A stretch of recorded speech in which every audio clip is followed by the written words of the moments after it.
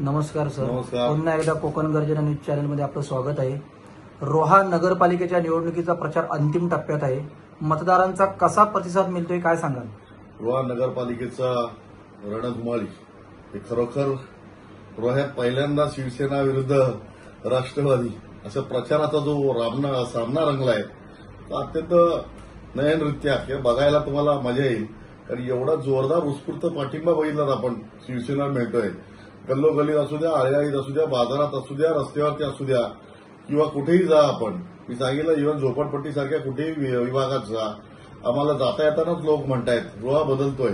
याच्यातूनच समजून जा की तुम्हाला या शिवसेनेला कसा पाठिंबा मिळतोय.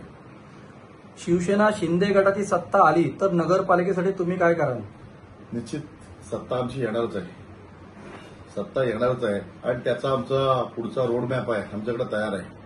आम्ही विविध विकास कामं असतील, विकास कामांबरोबर जे मूलभूत गरजा आहेत त्याच्यावर तर प्रामुख्याने आम्ही लक्ष देणार आहोत मूलभूत गरजांसाठी.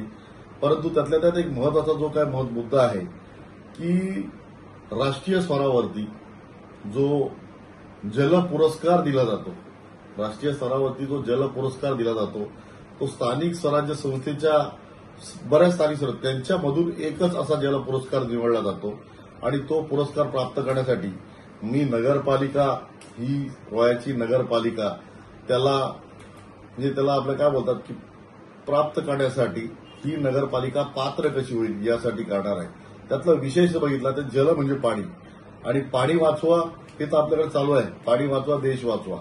परंतु इथं जे आहे की इथं जी संकल्पना आपण राबवणार आहोत की कुंडलिका नदी, आपण बघितलं रोहाची कुंडलिका नदी आणि कुंडलिकेचं वाया चाललेलं पाणी आणि हे पाणी गावात कसं पोचवायचं आहे, या योग्य पद्धतीने 24 तास रोह्याला कसं पाणी मिळेल. त्याचबरोबर जे मी सांगतोय की वेस्ट ऑफ द पाणी म्हणजे पाण्याचा जो वेस्टेज चाललाय या पाण्याच्या वेस्टेजवरती प्रक्रिया करून ते पाणी परत शहरातील गार्डन असतील, वॉशिंग असेल, वेगवेगळ्या ट्रीटमेंट करून वॉशिंग सेंटर्स असतील किंवा धूळ थांबवण्यासाठी झालेले फवारे असतील, अशा अनेक कामांसाठी तो पाणी कशा पद्धतीने वापरला जाईल यासाठी प्रयत्न करेन. आणि तोच मी परत एकदा सांगतोय की त्यामुळं माझं एक पाणी वाचवा निश्चित हे वाचणार आहे आणि पाणी रोह्या शहराला मुबलक मिळणार आहे. परंतु त्याचबरोबर माझं महत्वाचं काम आहे की कुंडलिका नदीचं पावित्र्य राखण्याचं काम देखील माझ्या याच्यातून होईल.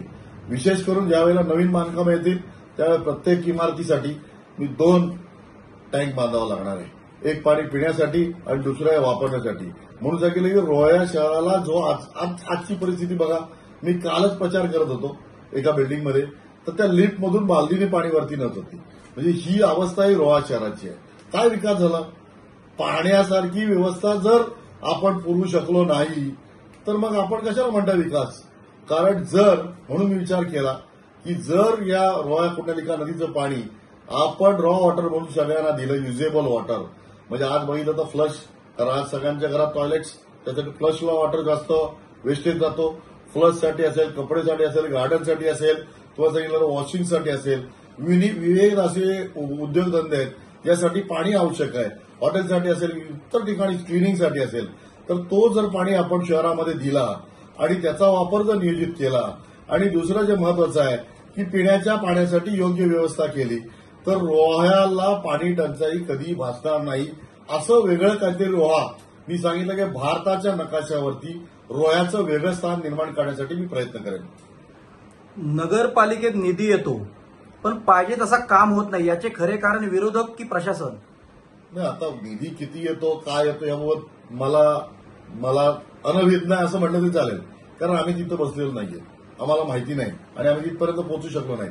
परंतु ज्या वेळेला मी निधी आणेन, ज्या वेळेला मी निधी आणण्याचा प्रयत्न करेन, त्याचा उपयोग, त्याचा विनियोग चांगल्या पद्धतीने कसं होईल, उत्कृष्ट दर्जाचं काम कसं होईल, ते काम टिकाऊ कसं होईल, त्या कामाचा उपयोग सर्वसामान्य जनतेला कसं होईल, आज याचा विचार करून निश्चित निधी आणला जाईल.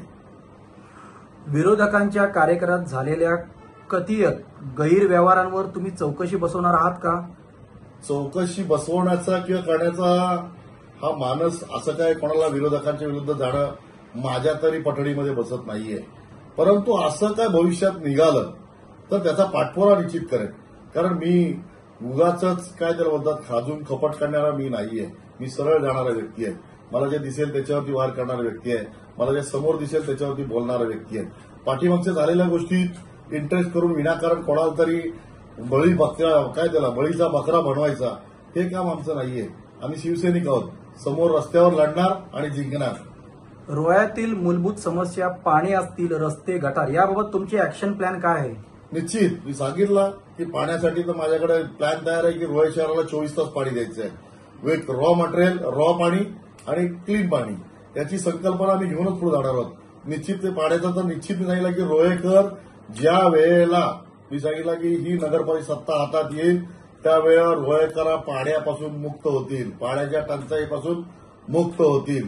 कारण मी सांगितलं आज मनोहर जोशींनी दिलेली जी काय नगरपालिका, मनोहर जोशींच्या काळात आपण जो जॅकवेल बांधलेला आहे, जो नगर परिषदेला पाणी पुरवणारा जॅकवेल आहे, ही जी पाईपलाईन आहे, या पाईपलाईनची दुरुस्तीचा ज्यावेळेला प्रश्न येतो तेव्हा 3-3 दिवस पाण्याचा प्रॉब्लेम रोहा शहराला होतो.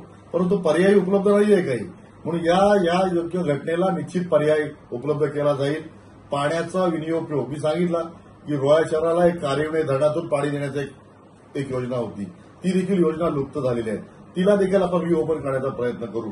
रोहा शहराला पाण्यापासून दुर्दीक्षित किंवा पाण्यापासून दुर्लक्षित होऊ देणार नाही, हे पहिलं माणूस शिवसेनेचं असेल. कारण रोह्याच्या भगिनींना, माझ्या भगिनी असतील, त्यांना कधी नदीवर कपडे धुवायला जावं लागणार नाही, याची दक्षता शिवसेना म्हणून मी घेईन. रोह्याच्या नगरपालिकेचा विकास रोडमॅप 2025 तुमचा तयार आहे का? असेल तर त्यातील 3 मोठे प्रकल्प कोणते? तर मोठ्या प्रकल्पांबाबत बोलण्यासाठी मी सांगितलं की आता मोठे प्रकल्प तुम्हाला सांगितला की नदी संवर्धन का सुशोभीकरण. पहिल्यांदा मला माहिती आहे की माझी कुंडलिकाचं पावित्र्य राखायचं आहे आणि पावित्र्य राखण्यासाठी जो काय प्रोजेक्ट करावा लागेल ते ड्रीम प्रोजेक्ट असेल. दुसरा मी सांगितलं की रोहा शहरासाठी पाणी हे आवश्यक आहे, ते मी निश्चित हवे करेन. तिसरं मी सांगितलं इलेक्ट्रिसिटी. या रोहा शहरामध्ये छोटे मोठे उद्योगधंदे आहेत, मी सांगितलं हॉटेल असेल, दुकान असेल, टपरी असेल, वेगवेगळे उद्योगधंदे आहेत. परंतु या रोहा शहरामध्ये लाईट्स कायमस्वरूपी आहे का? तर नाही. ते या लाईटसाठी देखील काहीतरी वेगळ्या पद्धतीने सेल्फ म्हणजे स्वतःचं काहीतरी आपल्याला त्याचं सबस्टेशन असायला पाहिजे की जेणेकरून रोहाचं सबस्टेशन वेगळं असेल तर रोह्यातील नागरिक यापासून त्याचा लाभ घेऊन त्यांचा व्यवसाय करू शकतील, त्यापासून सुखी राहतील. सर, अत्यंत महत्वाचा प्रश्न, शिवसेना शिंदे गटाचा रोह्यातील संघटनात्मक दबदबा किती मजबूत आहे? निश्चित मजबूतच आहे. कारण बघितलं, शिंदे गटाचा म्हणण्यापेक्षा आता शिवसेनाच म्हणायला लागेल तुम्हाला. कारण रोह्यातील शिवसेना इतिहास बघा आणि आता वर्तमान बघा. यापूर्वी कधी शिवसेनेने अकेले लढाई देण्याचा प्रयत्न केला होता का?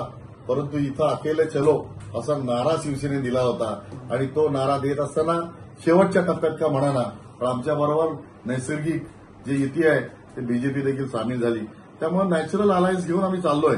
आज मी सांगितलं की आमच्या या नगरपालिकेवरती या वेळेला निश्चित शिवसेनेचा भगवा फडकणार म्हणजे फडकणार.